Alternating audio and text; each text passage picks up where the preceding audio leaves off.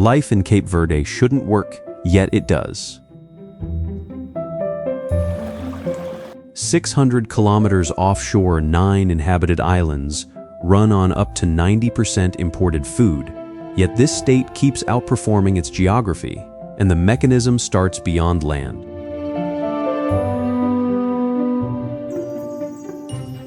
Distance here is not scenery.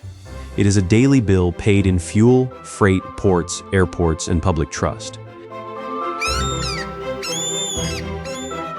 Cape Verde has little room for error. Dry slopes, broken coastlines, and separated communities force the country to turn wind, remittances, visitors, food shipments, and steady government into pressure valves. In this video, we trace how a nation with such thin margins keeps moving and why that matters far beyond these islands.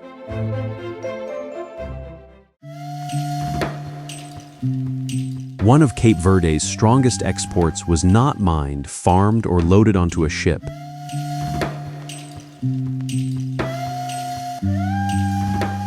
It was a voice from Mindelo, born on São Vicente in 1941.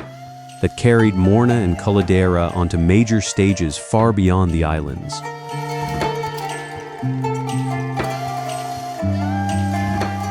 Cesaria Evora sang for years in bars and local rooms before the wider world caught up with her. By the 1990s, that long wait had turned into reach.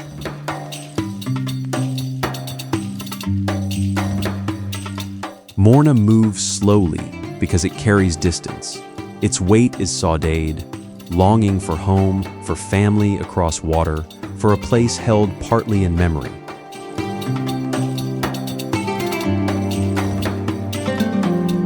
Caldera gives the same island world a quicker pulse. It turns pressure into rhythm and lets a small country speak with more than one pace.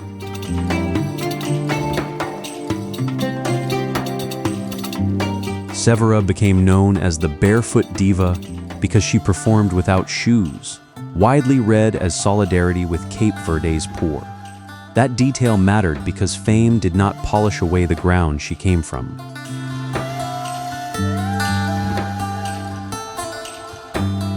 For a scattered nation, the outer edges also need cultural routes. Here, music worked as a harbor, not for cargo, but for memory, language, and return.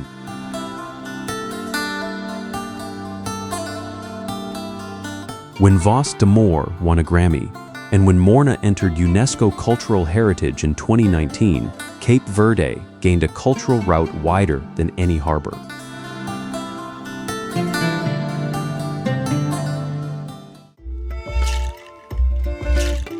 Before the Galapagos became the famous island classroom, Cape Verde had already sharpened Darwin's eye.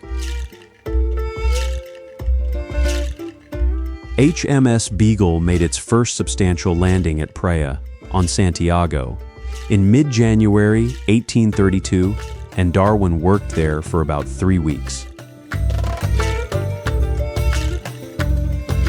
The islands were not a backdrop.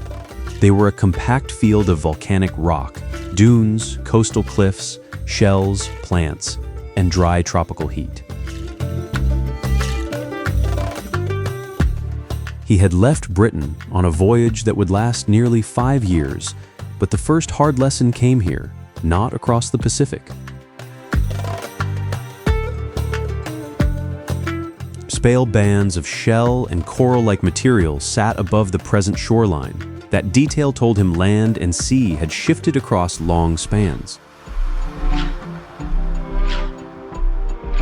Reading Charles Lyell beside these rocks helped turn his attention toward uplift, erosion, and slow forces that leave evidence behind. Cape Verde also gave him a first tropical shock. Oranges, bananas, tamarinds, hard light, dry hills, and Atlantic heat against a British-trained mind. That matters because it cuts Cape Verde free from the idea of being only a refueling stop. It made the archipelago a first laboratory, not a waiting room. Before the wider voyage moved on, This small Atlantic island had already taught Darwin how to read the ground.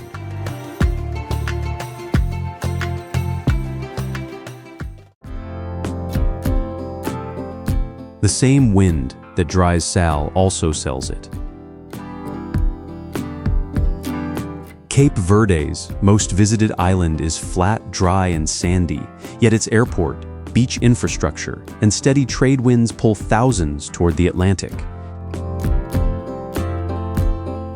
Its name comes from salt, not greenery. That matters because the island has very little agricultural base and must turn exposure into income. Around Santa Maria, long beaches and clear water do more than frame leisure. They support boards, instructors, safety boats, taxis, restaurants, hotels, and imported supplies. The wind is the main engine. It makes windsurfing, kite surfing, diving trips, and beginner lessons reliable enough to schedule, sell, and repeat. Santa Maria, Kite Beach, and Ponta Preta put Sal on the international wind sports circuit.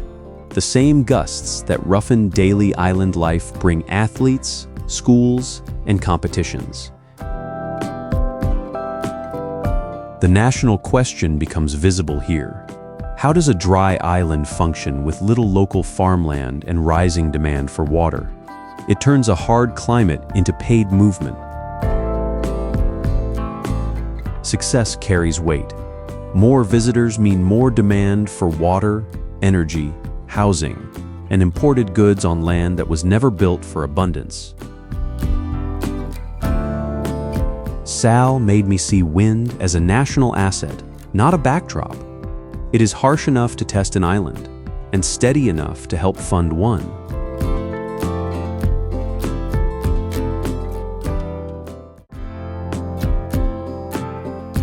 An old volcanic crater on Sal became 3 machines at once: a salt vault, a floating pool, and an industrial archive.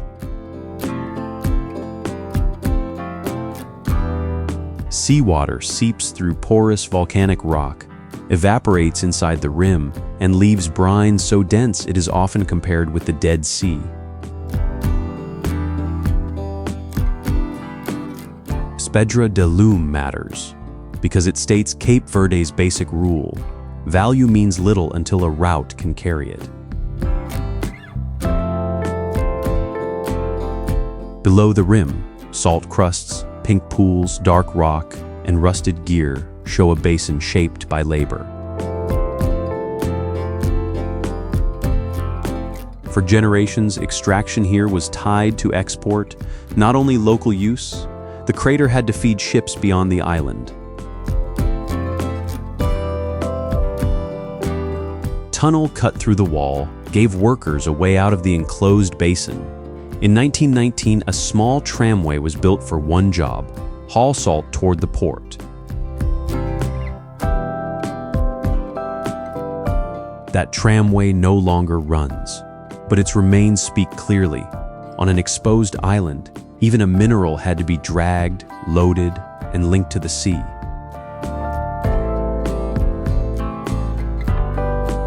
Sal later carried the same logic into the air when an Italian-backed airport plan put the island on South Atlantic routes before Portugal took control in 1945. The conversion is the point: crater into warehouse, brine into cargo, scarcity into a working national reflex.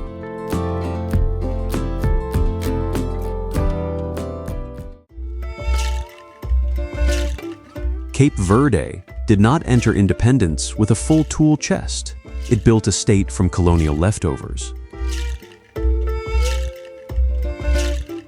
After centuries under Portugal, the islands became an overseas province in 1951 and gained independence on July 5, 1975.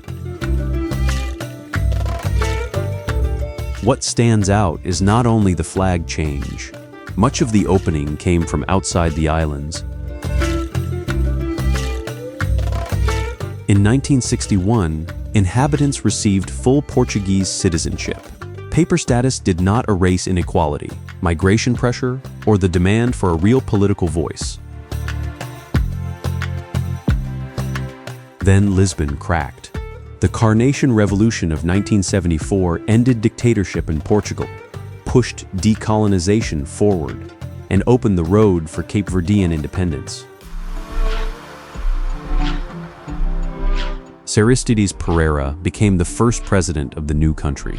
The movement behind him was tied to the PAGC struggle that also shaped Guinea-Bissau.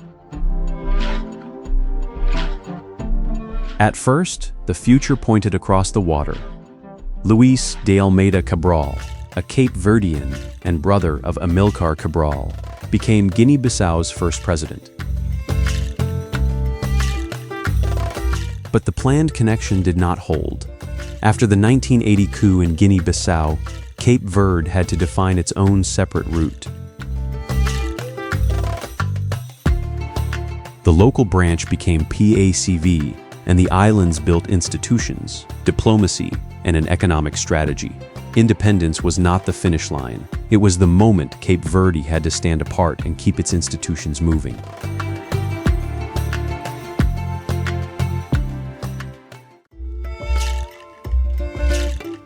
Country can import almost everything it eats and still refuse to leave its valleys idle.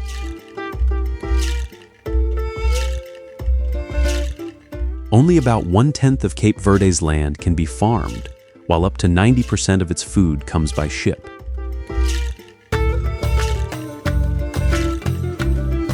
That gap is not just a statistic. It lets food prices, freight costs, dry years, and disrupted shipping push into kitchens and public budgets.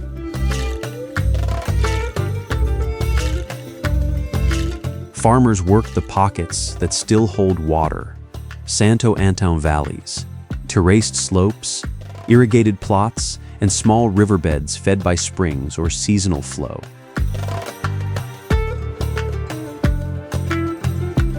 Where rain is erratic, a terrace is not decoration. It holds back runoff, keeping soil and moisture long enough for vegetables, sugarcane, bananas, papaya, maize, and beans.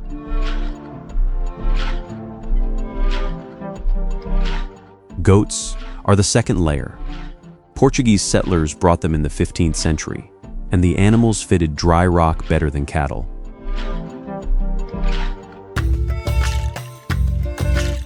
Roughly 1 goat for every 2 residents says a lot about the islands. Milk becomes cheese, meat becomes household food, and the animal remains a reserve when cash is thin.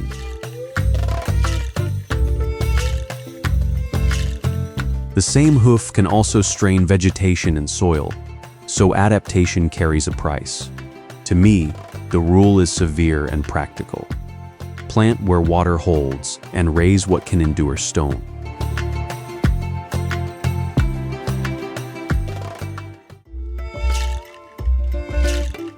Cape Verde begins with a country where the map looks too scattered to run. It sits about 600 kilometers off West Africa, with only just over 4,000 square kilometers of land.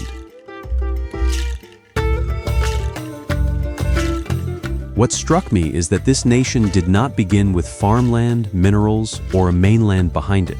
It began with water, wind, and a position ships could not ignore. Before Portuguese arrival in the 15th century, the islands were uninhabited. Afterward, value came from roots, coal, provisioning, and the Atlantic trade in enslaved people.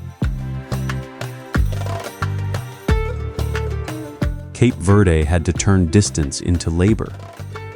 Every island gap demands a boat, a harbor, a schedule, and trust. 9 of the 10 main islands are inhabited, so the state governs separation as much as territory. The country is a chain that must be kept moving. From Sal and Boa Vista to Santiago and Fogo, geography is sorted by wind. Barlavento to windward, Sotavento to leeward. Drier islands lean into sea and wind. More sheltered islands gain more varied ground, but none gives Cape Verde an easy continental base. This is why the country feels larger than its land. A country barely over 4,000 square kilometers runs by making ocean distance part of the national machinery.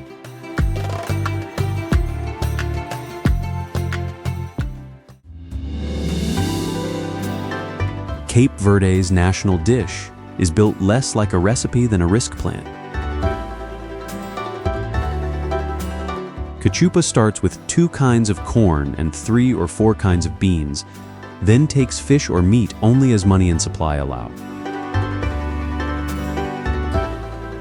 That matters in a country where farmland is limited and many daily needs ride in from outside. A pot must stretch before a household can. Cachupa rica carries more meat. Cachupa pobre stays simpler, but the structure holds: grain, beans, vegetables, heat, time, and enough food to gather people. The detail that stays with me is its ability to change shape without breaking.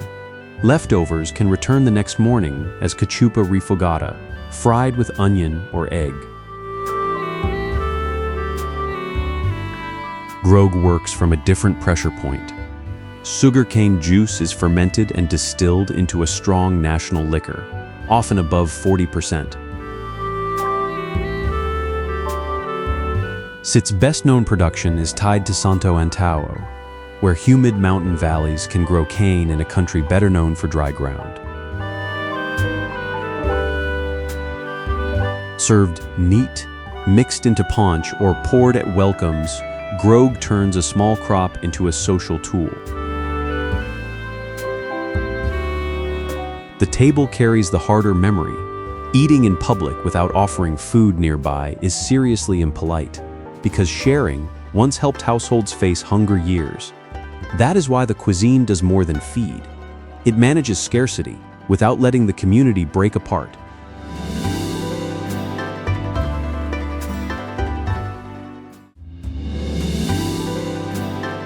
Cape Verde's flag does something most flags only promise. It turns scattered land into a working plan. 10 gold stars circle on a blue field for 10 main islands, with white and red bands cutting across ocean and sky. Adopted in 1992 after the 1991 multi-party elections, it gives white to peace and red to hard effort. Those dates matter here because geography does not forgive weakness. Islands are split by sea, farmland is limited, imports matter, and drought risk presses hard. A flag can claim unity. Institutions have to carry it across ferries, budgets, ports, schools, and elections. Since the early 1990s, Cape Verde has built one of Africa's most stable democratic records, with competitive votes and peaceful transfers of power. There is no repeated rule imposed from the barracks, no permanent fracture between symbol and state. That stability is not soft decoration. It becomes infrastructure, a reason for partners, tourists, investors, and the diaspora to trust the country's promises. Keep returning to the circle of stars because it solves nothing by itself, yet it names the central task with force. 10 islands, 1 ocean, and a government credible enough to make distance manageable. Here, trust becomes infrastructure.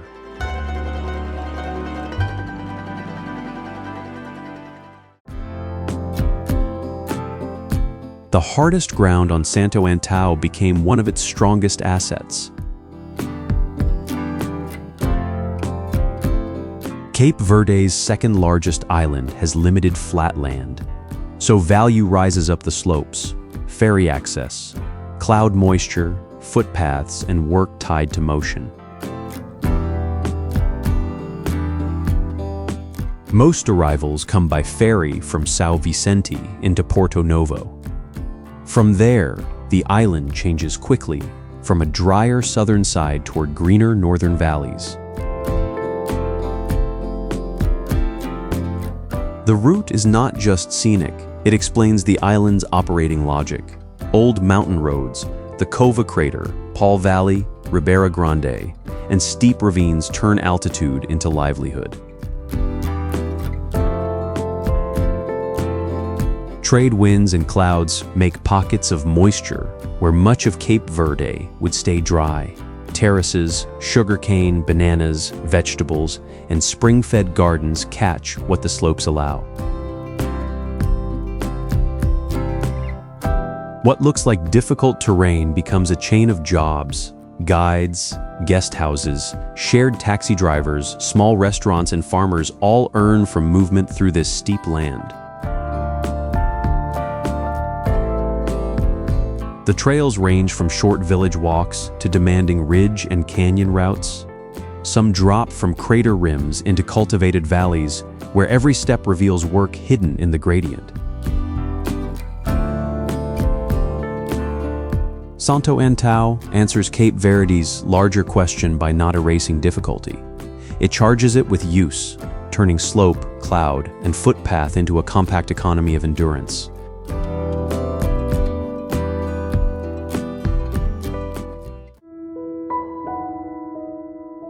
A dry island country with little farmland can still carry global wildlife work. Cape Verde records more than 100 bird species, and its beaches form the world's third most important nesting ground for threatened loggerhead sea turtles.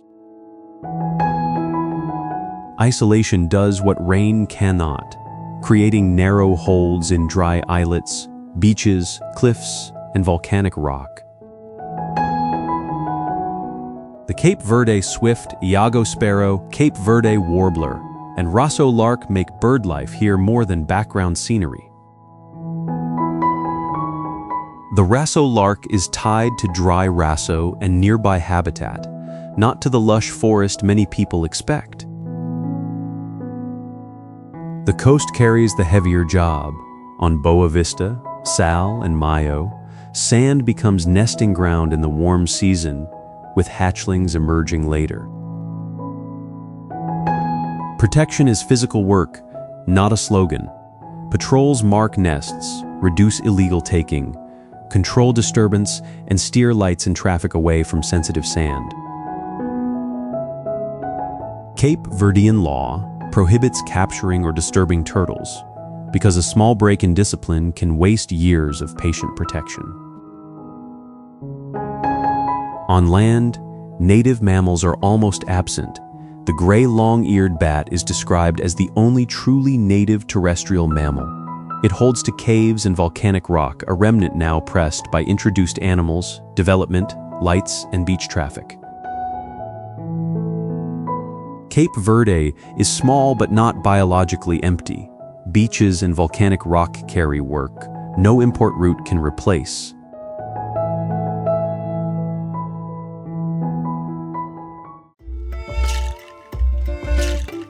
Without railway lines, Cape Verde has to stitch a nation across open water.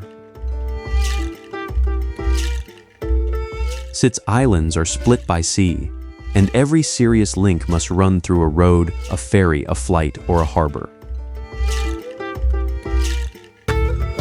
Development finance matters because it turns into concrete links.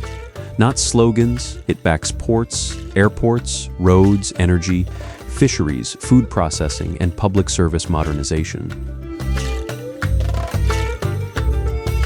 The European Union, the World Bank, the African Development Bank, and other partners help pay for the machinery that reduces the penalty of distance. Here, aid is a dock, a runway, a working office. Cape Verde receives some of the highest aid per person in the world. But money alone cannot hold islands together. The load-bearing piece is credibility. Democratic stability gives partners a reason to keep investing. Graduation from the United Nations Least Developed Country category in 2007 marked that change in status. Inside the country, movement stays exposed. Roads work within each island, ferries depend on sea and schedules, and short flights close the gaps when speed matters. Mendelo's Porto Grande gives the clearest proof. Since the 19th century, its deep-water harbor has handled large vessels and served transatlantic traffic. This is aid as glue, not pity. Cape Verde runs when ports, planes, rules, and outside trust carry the same load.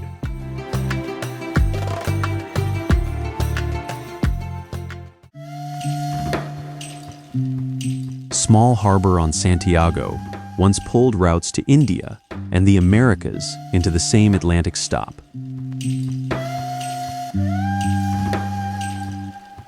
Founded in 1462 as Ribeira Grande, Cidade Velha became the first permanent European colonial settlement in the tropics.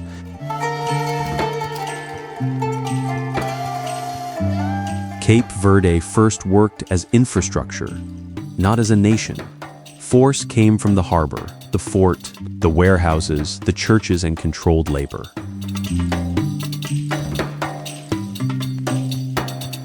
Vasco da Gama stopped there in 1497 on the route toward India.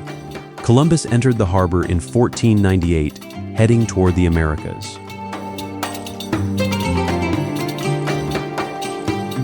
Those names can make the place sound ceremonial.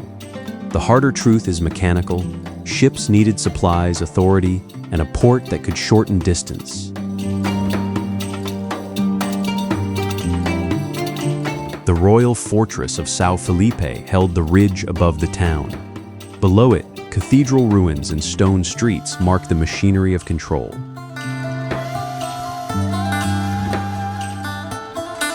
At the Pelourinho, the central stone pillar, coercion against enslaved people, was made public here.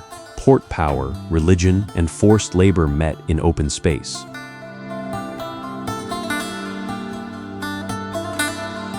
Today, the historic center is Cape Verde's only UNESCO World Heritage Site. Behind the label is the harder fact. This island entered global history through docks, walls, and command.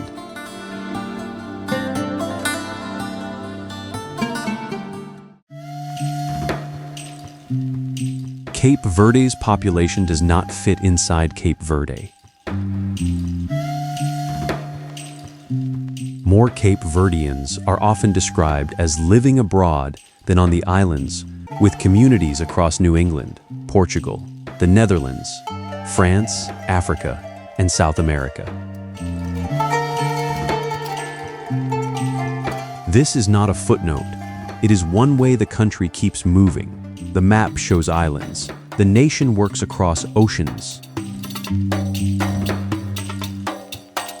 Most Cape Verdeans carry African and Portuguese roots, shaped by centuries of European rule and Africans brought through Atlantic labor routes. That fusion still runs through Crioulo, official Portuguese, Catholic practice, music, food, and daily customs. The later push outward came from pressure on the ground. Drought, thin farmland, and limited work drove mass migration through the 20th century. What struck me is how absence became support rather than emptiness. Money, family visits, goods, music, political attention, and return migration keep crossing back. Even sport shows the split scale. Cape Verde has competed in the Summer Olympics since 1996, in events like athletics, judo, boxing, and sailing, without yet reaching a medal. Athletes of Cape Verdean origin have often succeeded under other flags, a reminder that skill can leave the shore while still marking the nation. On paper, dispersion looks like weakness. In practice, Cape Verde turns people abroad into working national infrastructure.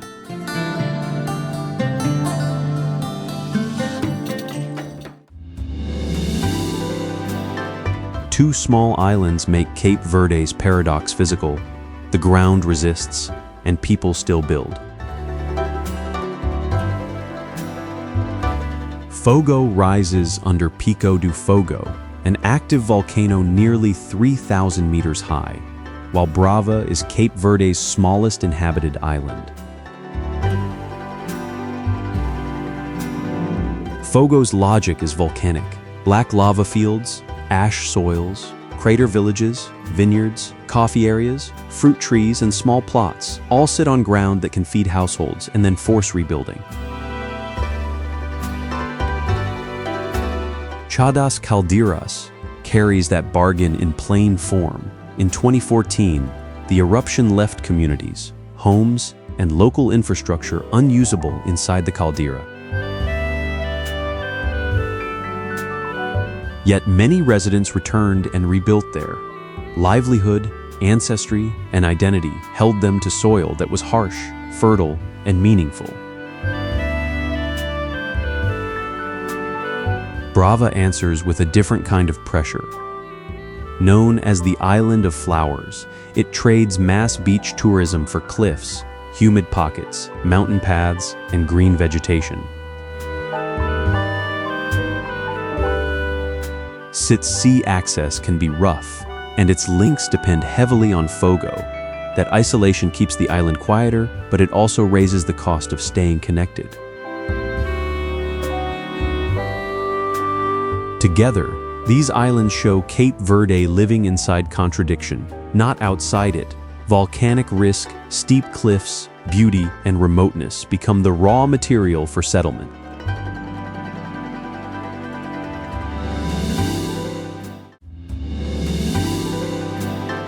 Small Atlantic archipelago helped move history without the weight that usually moves history.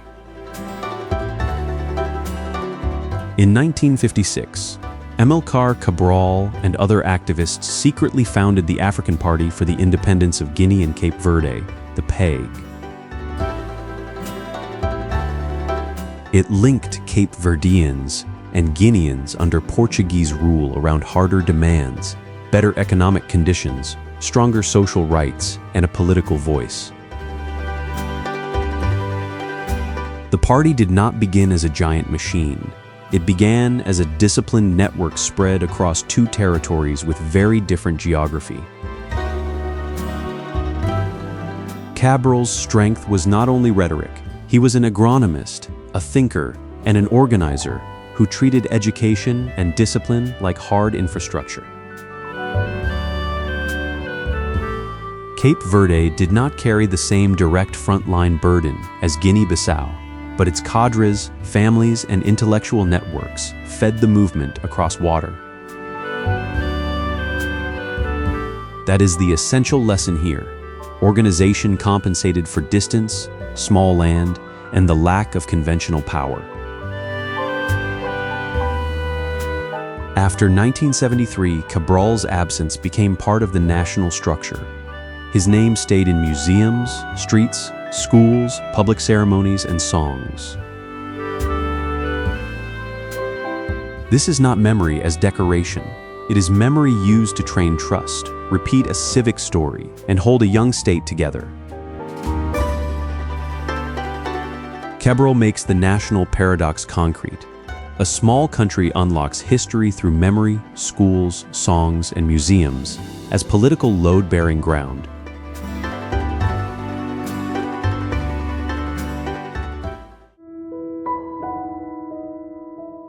Chulum puts old stone where the land seems to run out. Spale limestone ruins stand above turquoise Caribbean water, with cliff, surf, palm, and jungle pressing into the same narrow edge.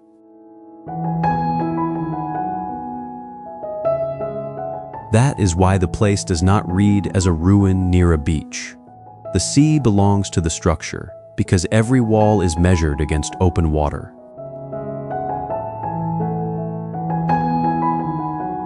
The cliff lifts the stone and strips the scene down. There is no heavy city around it, only limestone, moving surf, and the green weight behind the coast.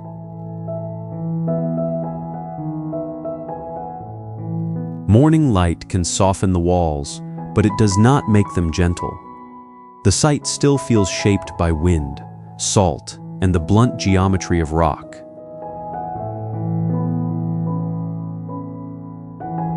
Nearby jungle roads and cenote entrances change the pressure. The coast opens outward, then the land pulls inward into limestone shade and hidden water.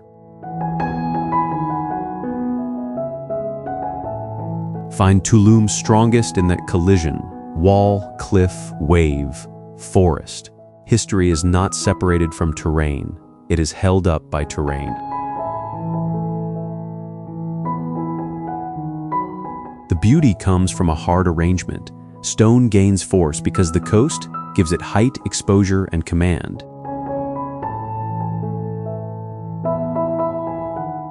Tulum's bargain is exposed. The ruin needs the sea for force, and that same beauty keeps bringing pressure to the edge.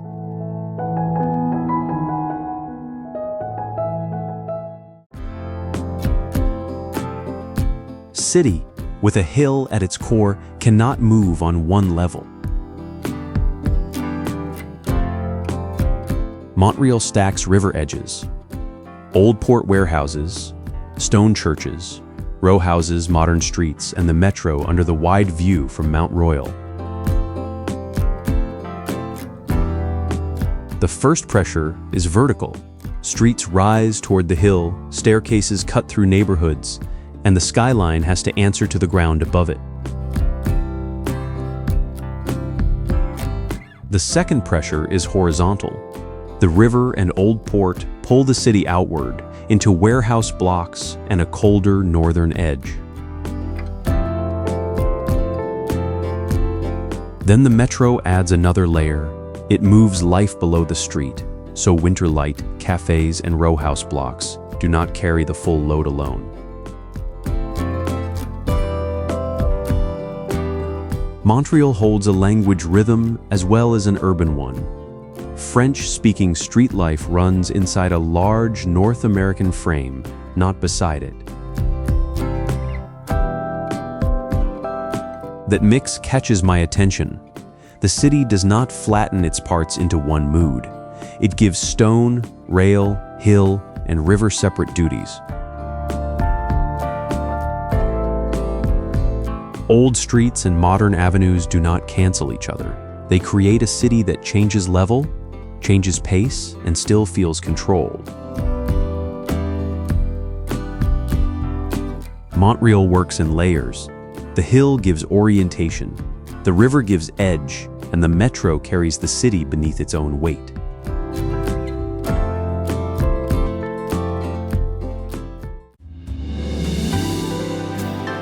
Stone should feel permanent, but at Palenque, the forest gets the final word.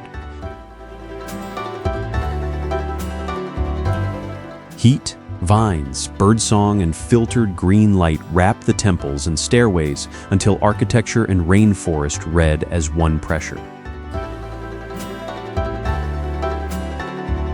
The site does not behave like an object placed in a clean display case. It emerges through humidity, roots, and shade, piece by piece.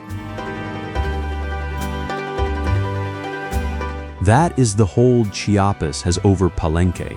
The stone remains, but the rainforest decides how much of it can be read at once. From above, the canopy forms a border with no straight edge.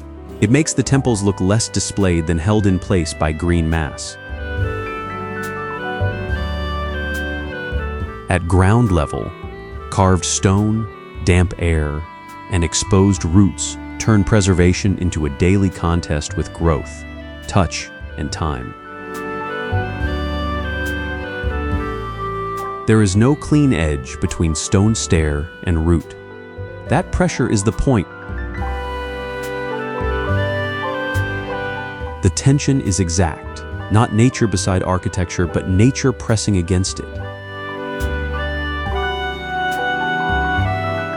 Nothing here feels fully separated or safely sealed off. Steps, walls, trunks, and birdsong share the same humid chamber. Palenque holds because the forest has not been removed from the story. The old stone is still there, but Chiapas controls the way it appears.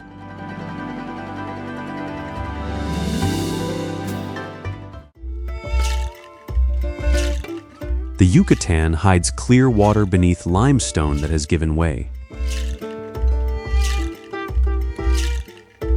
When the roof collapses, clear pools open under the forest, turning a surface break into an entrance to another landscape.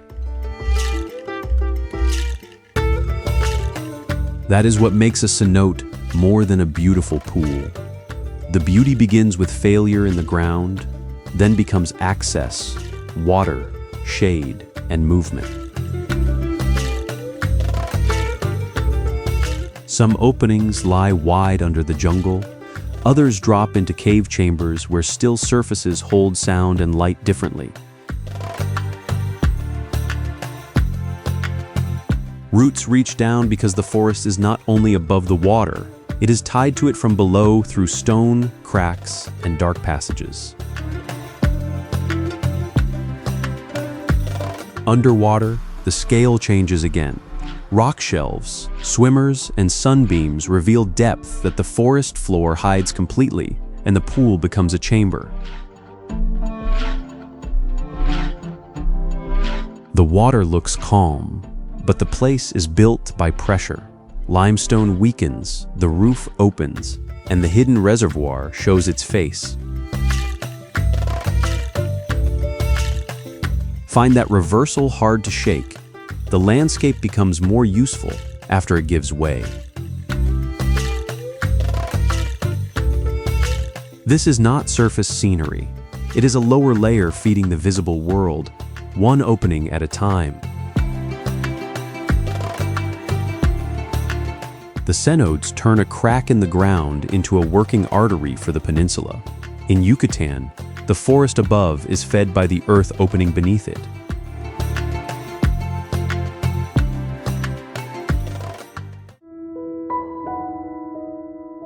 This province seems built not just on land, but on the daily rise and pull of the Atlantic. Headlands, fishing villages, lighthouses, red cliffs, fog banks, and rocky coves all face the same force, tide and wind. Nova Scotia is not organized around distance in the usual way. The real clock sits offshore, lifting boats, hiding rocks, clearing harbors, then closing them again. That rhythm reaches inland through work. Houses turn toward open water, coastal roads follow the usable edge, and fishing villages hold close to their harbors. Lighthouse here is not decoration. It is a hard coastal tool, built for fog, spray, rock, and a horizon that can close fast. What draws me to Nova Scotia is that it does not pretend the sea is background. The Atlantic sets terms, and communities answer with docks, boats, lights, and weathered timber. Red cliffs and spruce edges show the same pressure on land. Wind cuts shoreline, water finds coves, settlement takes the spaces that stay useful. This is not weakness. It is a practical agreement with a coast that gives work, demands patience, and never stays fixed for long. Nova Scotia's strength is the discipline of arranging life around the Atlantic's rise and fall.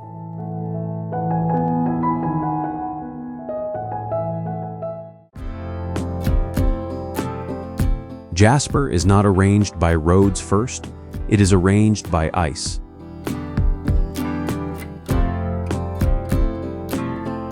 Glacier-fed rivers, blue lakes, spruce valleys, and pale mountain walls divide the park into cold corridors of movement.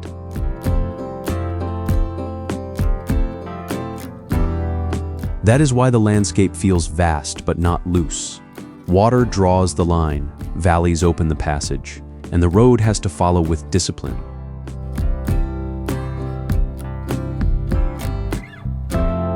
The engineering here is quieter than concrete towers. Winding roads and wildlife crossings thread movement through terrain that cannot be rushed.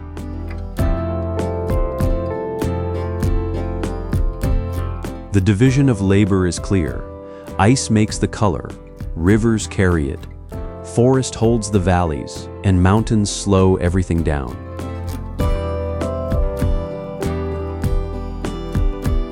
A viewpoint in Jasper is not just a place to look outward. It marks where the scale can be approached without pretending it has been mastered.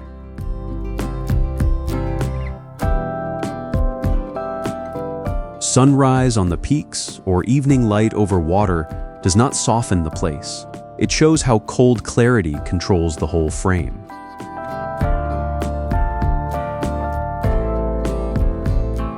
The risk here is thinking beauty is the main fact. The harder truth is management. Movement must fit the land, not overpower it.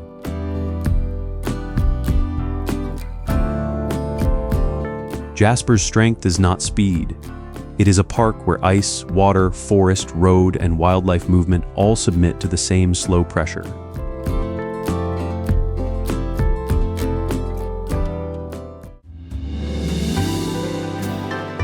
Shannon Falls narrows the pattern to one force meeting one resistance.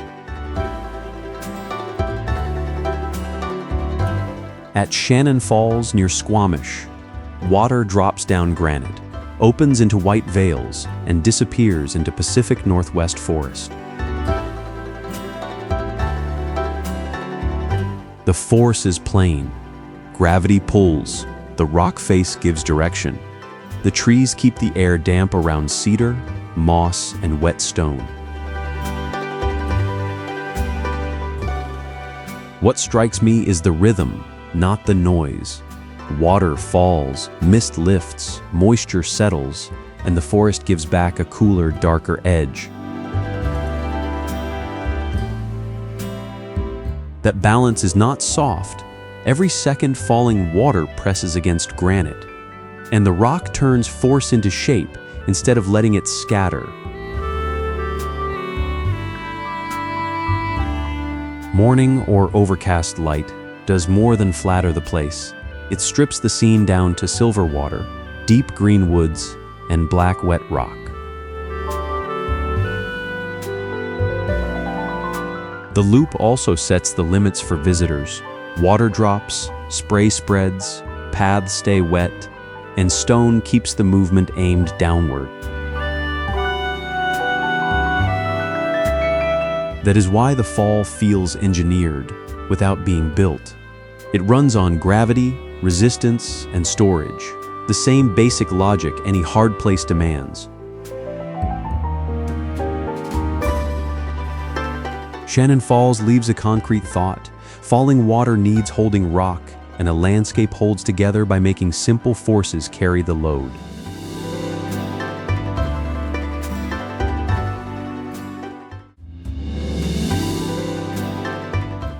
Wall of glass can still depend on open water. Toronto rises beside Lake Ontario, where towers, streetcars, islands, and waterfront paths pull density toward a clear horizon. The skyline is the obvious force, but it is not the whole machine. Density climbs upward, then rails, sidewalks, markets, and concrete edges take the load. Streetcars matter because they keep the street human. They cut through blocks where the texture changes fast, from office fronts to murals, shop fronts, and neighborhood life. The lake does a different job. It sets a flat line against the vertical weight, so the city never feels completely sealed. Like Toronto most in that tension, heavy towers on one side, water and islands on the other. The city does not erase pressure, it roots it.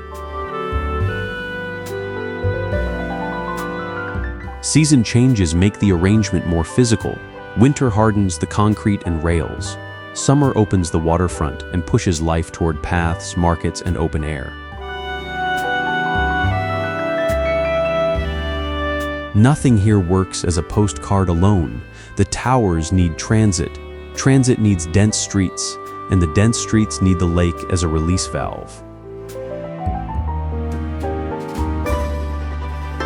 Toronto ends as a balance act.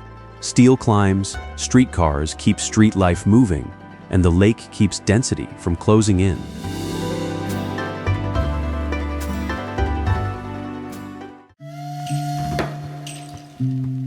A major city is squeezed between salt water and mountains, and that pressure is what makes it work.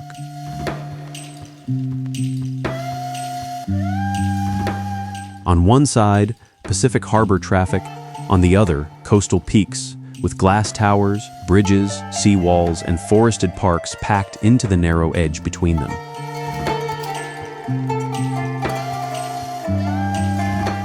That geography does not sit behind Vancouver. It presses into the street plan, the commute, the harbor, and the waterfront.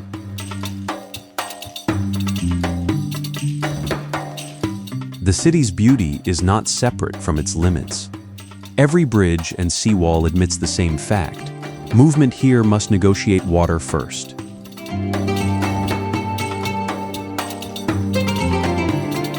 Harbor traffic gives the skyline a working edge. Ships, roads, bridges, and waterfront routes share the same border, so the view never becomes only scenery.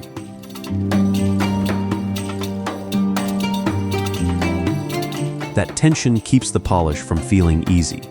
Mountains appear, vanish under low cloud, then return over the towers without asking permission.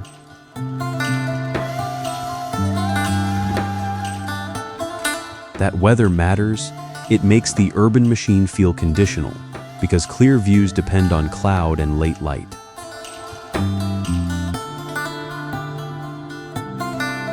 The seawall is the cleanest expression of the bargain.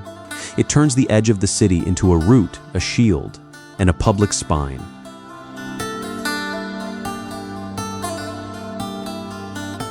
Vancouver lands as a city disciplined by its setting. Its beauty comes from being routed by Pacific water, coastal mountains, and weather.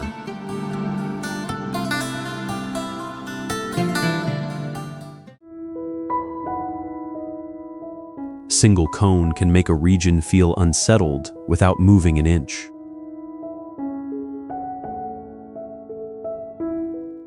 Popocatépetl sits fixed in central Mexico, yet snow, ash-colored slopes, steam, cloud, and light keep redrawing the horizon around it. What strikes me here is not only the volcano's size, it is the way ordinary life is forced to share space with a mountain that never becomes background. Fields, villages, and roads pull the scale into human terms. The cone may stand far away, but it keeps pressing into every line of sight. The footage needs no alarm to carry force. Scale does the work, and the foreground proves it. Time-lapse makes the argument clear. Steam lifts, shadow hardens, weather closes in, and the same summit changes authority without changing position. This is not scenery sitting behind a town. It is a physical weight that edits the mood of the foreground: work, movement, roofs, crops, traffic. Cloud over the summit can make the mountain feel nearer. A clear morning can push it back, leaving only the hard geometry of the cone. That is why Popocatépetl feels less like a point on a map than a working force on the horizon. It stands still, and the whole region keeps adjusting to it.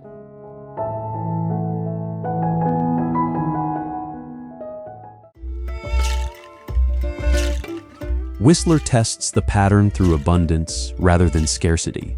The same mountain frame must earn its keep twice. Under British Columbia peaks, winter chairlifts pull through snow and cloud. Summer trails, lakes, and bike routes load the same slopes with another kind of motion. That is what grips me here. The landscape is not replaced when the weather changes, it is reassigned. The village below is the hinge. Lights, paths, lifts, and village streets gather the pressure of high ridges and bring it down to human scale. Above it, ski slopes cut clear lines through dark forest. They show how much effort it takes to make steep country usable without making it gentle. When snow covers the grade, the mountain works vertically. Cables, chairs, and packed routes turn cold height into a controlled climb. When summer opens the ground, the same frame changes duty. Wheels, boots, and routes around lakes spread movement across green slopes and fir-shadowed trails.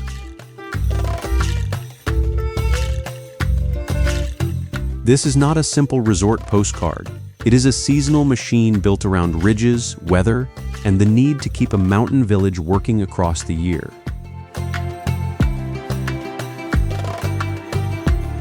Whistler's pull comes from that rotation. Snow, bikes, lifts, and village streets take turns running the landscape, and none of them owns it alone.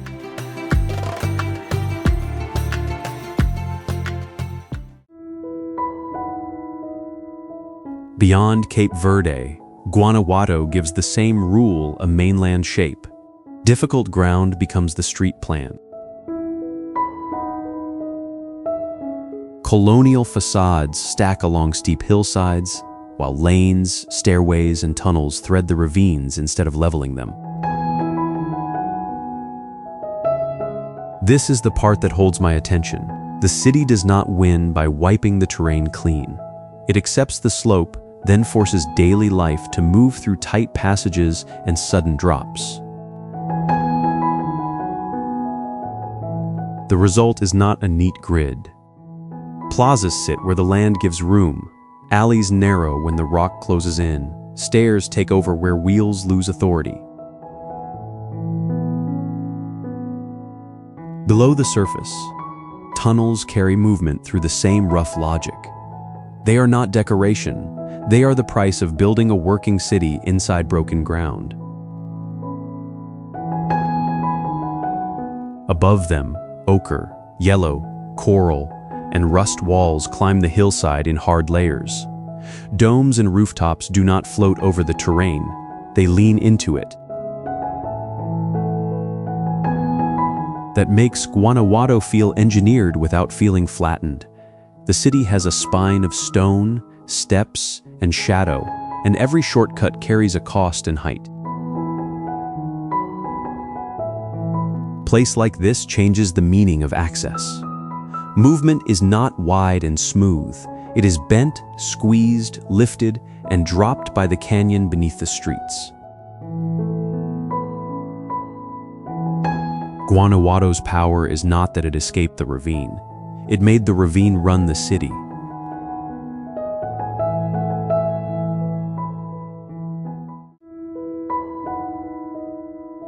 Order grows from dry ground here, one blade at a time. Across Mexican highlands, blue-green agave rose run over red soil while distilleries, stone walls, and distant volcano shapes tie field to craft. The geometry is not decoration. Straight furrows make labor visible, and sharp leaves show how a hard crop answers dry soil and heat. The hold is practical. Climate sets the limit, and human hands answer with lines, spacing, and repeated work. From above, the fields read like a drawn plan. At ground level, dust, blades, and workers pull that plan back into the body. The distillery matters because it gives the rose a destination. Agriculture does not end at the field. It moves toward craft and disciplined labor. This landscape does not hide scarcity. It turns scarcity into discipline. Rows kept straight, plants set in order, skill carried from furrow to still. The result is not a soft rural scene. It is dry land converted into a working diagram, with each plant holding its place until craft takes over. In the agave fields, limited water and wide horizons make order a tool, not an ornament.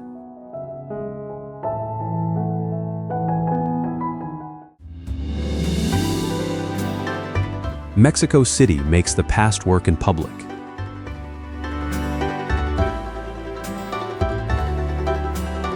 Ancient Tenochtitlan, cathedral walls, plazas, and traffic share one urban core, not separate chapters behind glass.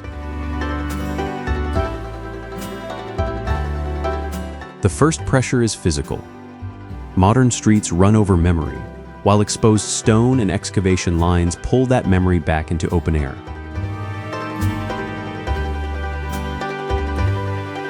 Volcanic blocks sit near moving lanes and civic space. Nothing here feels sealed off. The old city keeps touching the working city.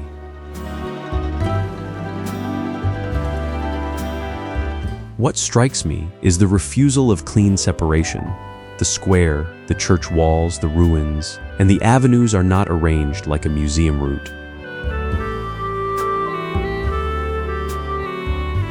They behave like a single urban machine with different ages still under load.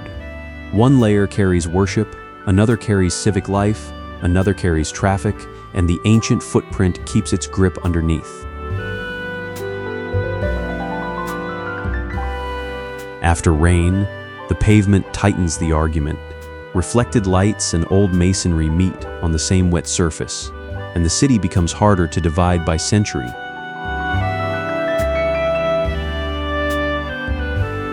That is the deeper force of this place. Not nostalgia, but pressure from continuity. Each layer has to answer what was already there.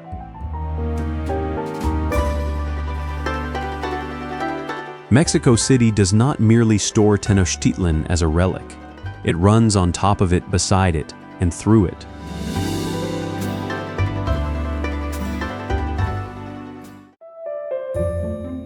Cape Verde changes the meaning of strength. It is not the strength of a large territory, deep soil, or huge reserves. It is the strength of working links under pressure.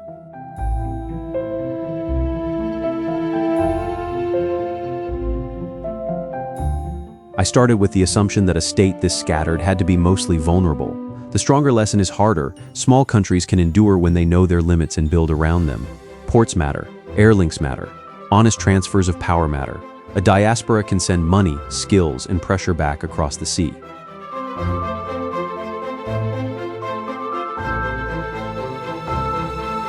Aid can become concrete when it is tied to roads, schools, ferries, water, and credibility. The warning is plain: in an age of climate stress, expensive food, and unstable supply lines, size alone is not security. The countries that last are the ones that turn constraint into discipline.